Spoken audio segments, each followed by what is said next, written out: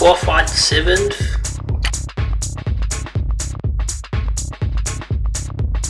And we're gaining a few places at race start. Unlike normally we just drop places.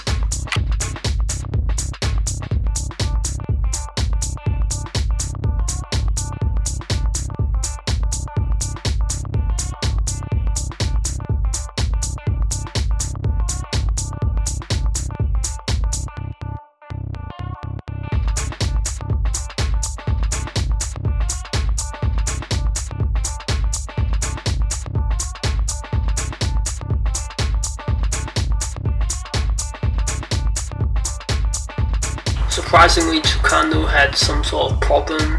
He broke something and so he had to pit. Our lap time is similar to the best drivers at the top.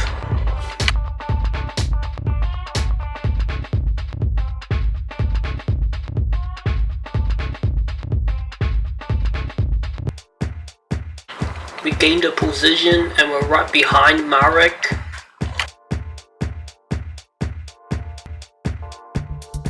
Our best lap time was the same as Marek, but then after a lap later we had a faster lap than him. Everyone now the best lap time is about 44.5 or so for the top drivers. And we're able to make it up to first place.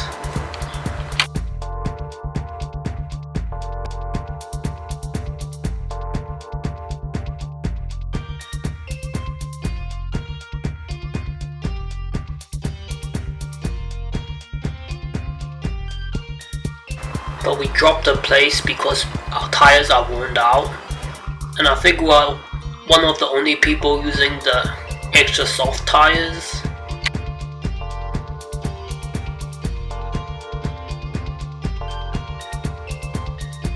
And we had to pit early. I'm not sure why, because we gave our driver enough fuel to do 17 laps.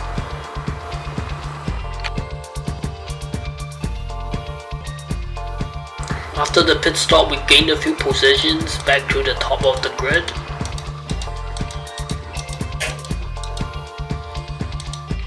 And we're still in the front of the grid after the second pit stop. And we're on track to finish second.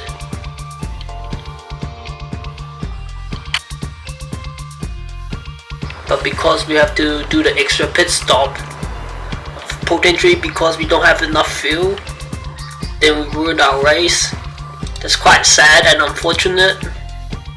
But finishing 5th is quite good considering we had to do an extra pit stop. But it doesn't really matter because we already gave up and it was too difficult to win this season. So that's why we chose the extra soft and accept the risk of potentially not making it to the end. Considering we're always at least 60 seconds or so slower than Marek, and this race we're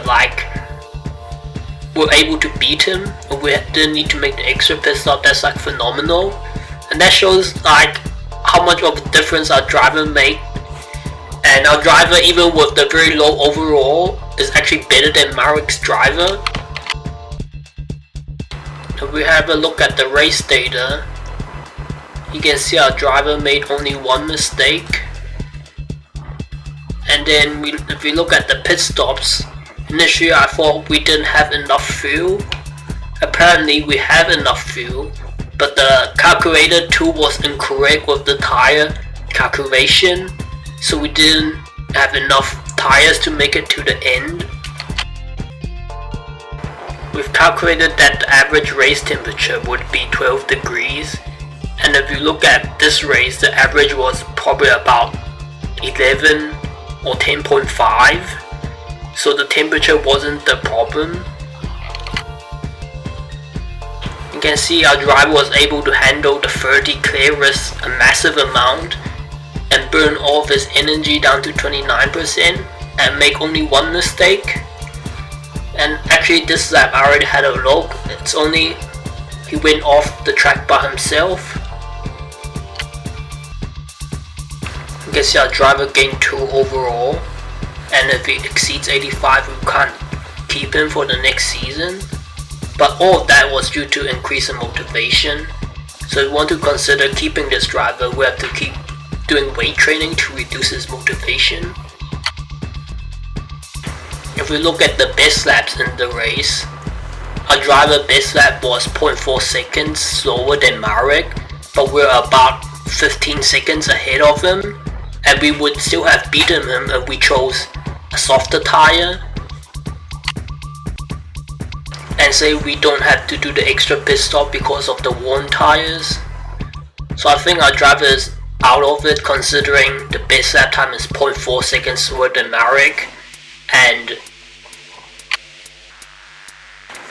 0.6 seconds slower than Adriano, but he was only about 15 seconds slower than Adriano and 15 seconds quicker than Marek at the end.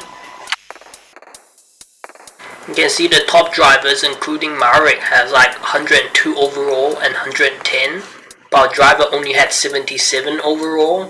So it clearly shows that their drivers don't have the stats optimized in exactly the right place, unlike us, because we're able to create our calculator tool and have exactly the right points and find the driver with the best optimized. That's why he's performing the same, if not better than the drivers with 110 overall. And the second reason is because we figured out that a driver has to make 2 to 3 mistakes in the race and push as hard as possible, then he'll have the fastest lap time. And because we are using this strategy, that's why he's optimized and he's doing so well. Even with the extra pit stop, we're actually 55 seconds quicker than our teammate. That's ridiculous. I actually copy and pasted the race data into the calculator tool, and it automatically calculated the results. And we can see our calculator showed that the wear was about 2 to 3 points higher in the actual race compared to calculator for the car wear. I think potentially this track has the clear risk a bit higher at 16 or 18, potentially 20. But the calculator doesn't take into account the clear track risk because we have a very high clear track, and it doesn't have any variables allowing you to compensate for the clear track. That's why there's probably a bit more wear than expected. The tire, I think, potentially the same reason, but normally from all of the past races we did, the driver normally has a bit more tire than the calculator. In the first and second pit stop, just right before the pit stop, our driver's lap time was 104.7 seconds or so, but the last pit stop the time dropped to 105.5 or so. Our car weight compensation is quite optimized, and we can potentially have a little bit more, so it's slightly slower at the start and then it'll be very balanced. And I also had a look at the average time compared to the temperature difference, and we saw that we need a little bit more temperature compensation, because at the higher temperatures the average time dropped a little bit, and it's supposed to be going a bit faster the higher the temperature. There's a tension needed with the sponsor, and the sponsor proposed quite a low amount, only 370k. So I'm gonna say, well, let's just try unacceptable because we're not promoting, so let's see what happens. But normally if we click far too low, it's a bit risky and you might lose them, but I'm not sure what will happen with unacceptable. I want to have a try. I also had a look at the driver market again, and I added this auto calculation to automatically sort by the top drivers, but the problem is I don't have the hyperlink to automatically open the page. It's over here, and we can see there isn't any new driver, and it was virtually all of the same drivers as last time. So no new drivers who are going to be better.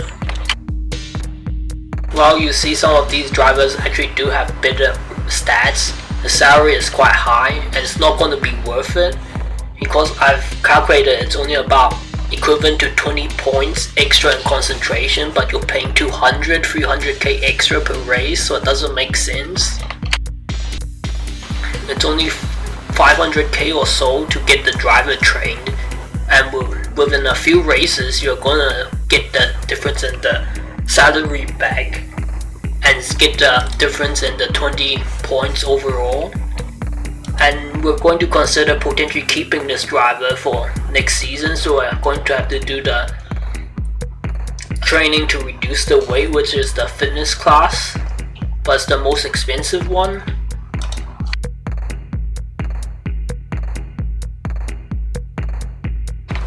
But we only dropped 10 motivation, so it might be a push to be keeping him at the end of the season. But there's only 2 more races left, and if we gain 2 overall points, we'll still be within the overall of 85.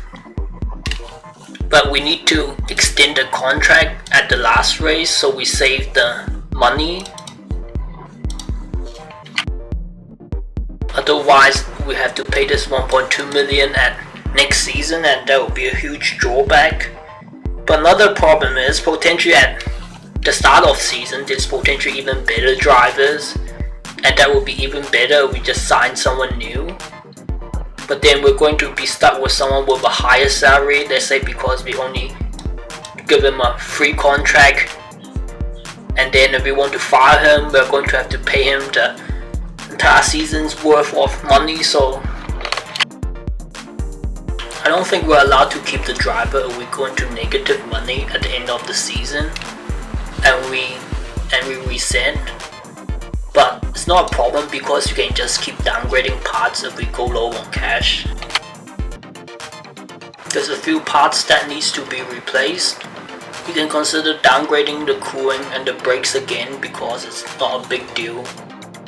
And we're going to downgrade the front and rear wing anyways because the weight is not above 90. Well, we can downgrade everything like this and we'll have enough weight to finish the race. We're just going to upgrade the brakes because otherwise you're losing too much handling points and we're gonna lose performance. We're just going to upgrade the cooling and upgrade the brakes.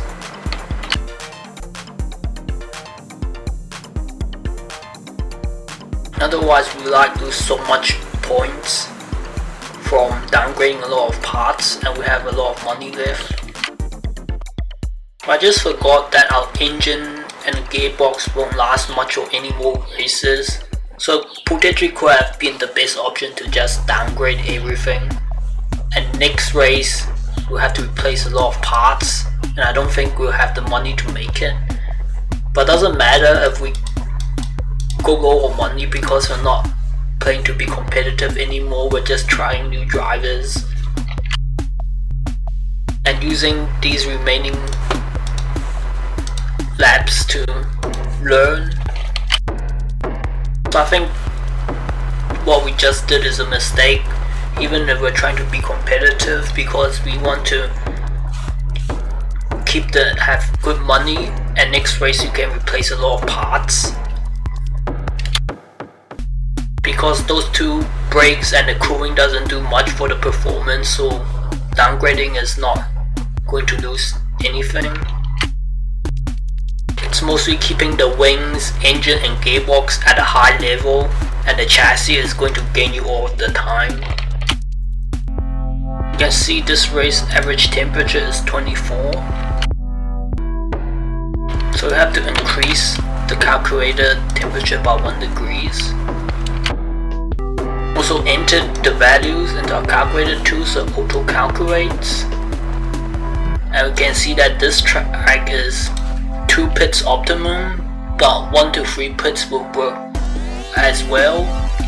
And we can see the track point suggests it should be a 3 pits, so safer to do the 2 pits of either 3. We updated the calculator data.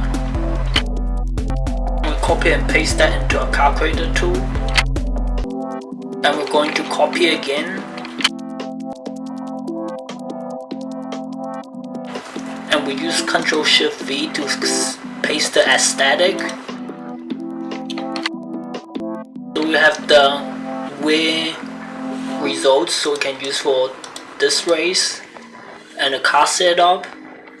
And we can see I increased the coefficient of the car wear by 20%.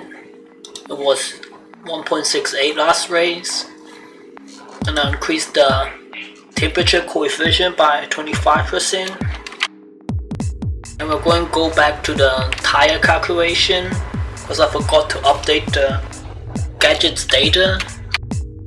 Made that mistake once 2 races ago. We forgot to update the data before calculating after we upgraded the parts. And we entered the calculator field, and because we have a bit of tire wear left, we're going to do 20, 19 and then 18 laps. So we start a bit slower and don't have to do as much overtaking and lose time. And this race, most of it is going to be dry laps, not much rain laps, so it's not going to be difficult to calculate the amount of fuel. Well, last time when it was mostly rain, then if you want to do 2 or 3 stops for rain, then you don't have enough fuel to cover enough dry laps. And I think in that case it was optimum to do 1.5 or 2.5 pit stops. But this time, because it's mostly going to be dry, then potentially we can just consider doing a normal strategy without any extra fuel. Because with the quite low probability it may not rain at all. If we do this strategy, if we consider doing 20 and 20 laps, then it will be about 25% more laps than the standard 2 stops. And then at the final lap we'll do 15 laps and we'll have about 40% tire wear left. So if there isn't any rain, we're not gonna lose much time because we used up the tires a bit, 40% left. And because we're doing more fuels at the start and mid race, you don't have to get caught up behind others for as long. So in total this wouldn't lose much time if it doesn't rain, but with the higher fuel we can cover longer laps if the weather suddenly changes, and that might make the difference between winning or not. And then after that, if it rains, we're going to leave the car with 20 laps of fuel to cover the longer distance. Actually, let's go a bit more aggressive and just do 22 laps and cover even more distance. You can also try to do 23 laps, but that's a bit risky and we might have a tire puncture with the high wear. And at the end of the race, we'll need to cover 11 laps and we'll have 55% tire left. While we might lose a bit of time because we're not weighing down the tires enough, this track will also gain time with the lower fuel because it's optimal for 2 and 3 pit stops. And we also know that even if we do 1 pit stop, it won't be much slower. So this strategy will work and make sure we cover a good distance in the first stint if it suddenly rains. And then at the last distance, if there's suddenly weather change, even on the 13 laps of fuel, because we have the low fuel, then you can pit early and come out again, so you're not gonna necessarily lose time. We're gonna find the setup for this race.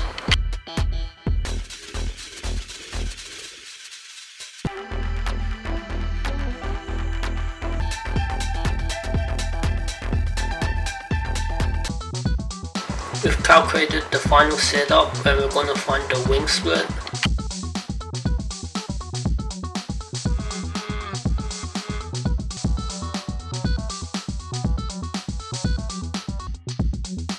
And we use this calculator that we created to find the middle. We know that this was 785, 753, and then we add this and took the difference, and the center is 31. So we're going to try 31 plus 20 and 31 minus 20.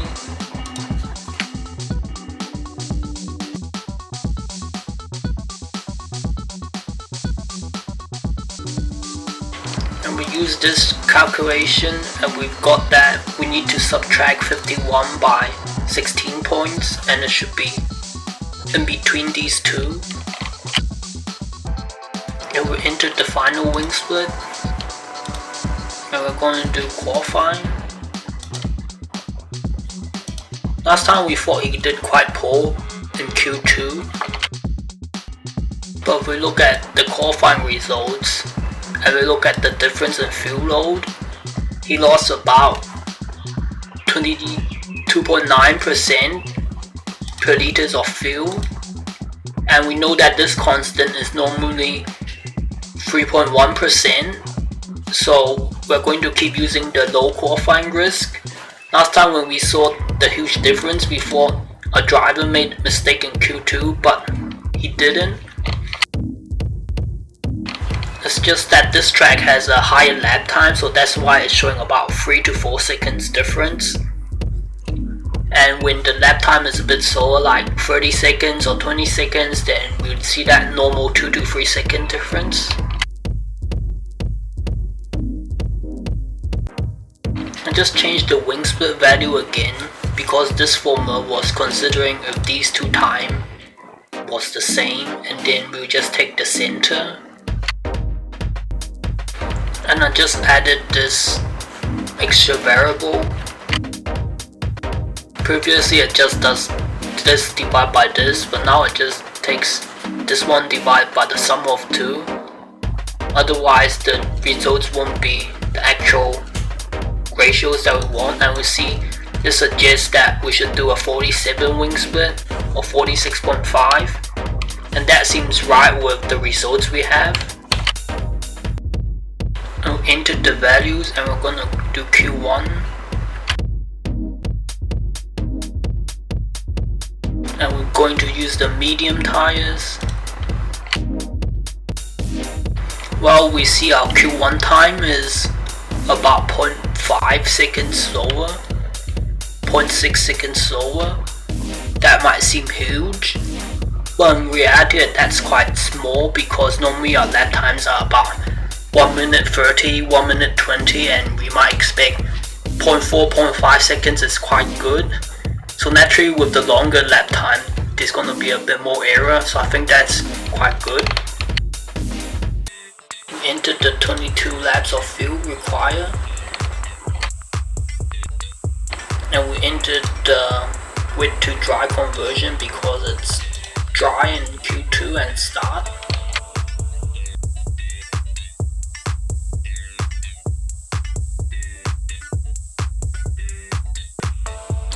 Surprisingly, we qualified super good out of everyone.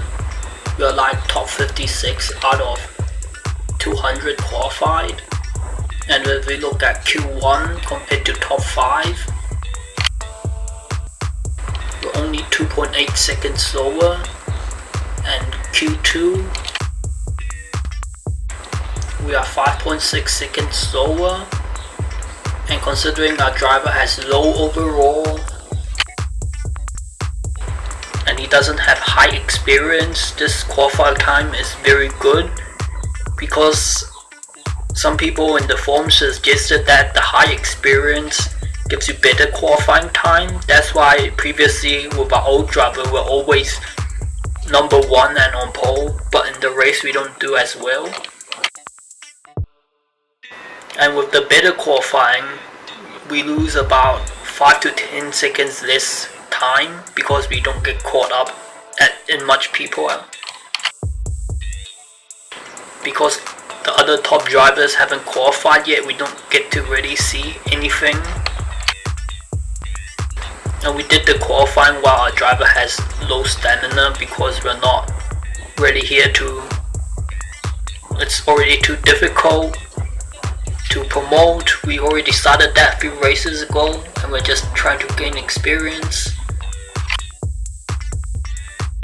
And Marek had a faster car than us in the race that we just did. Adriano also did, and even after our update we're still slower than their car, considering we're only 20 seconds slower than Adriano and 15 seconds faster than Marek. That's just unbelievable because you have the optimum driver.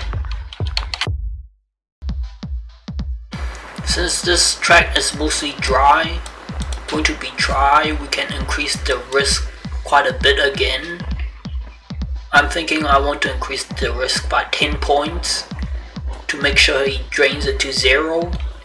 And even if he drains it to 0 and he goes on 0 risk, he's probably not going to lose all that much time.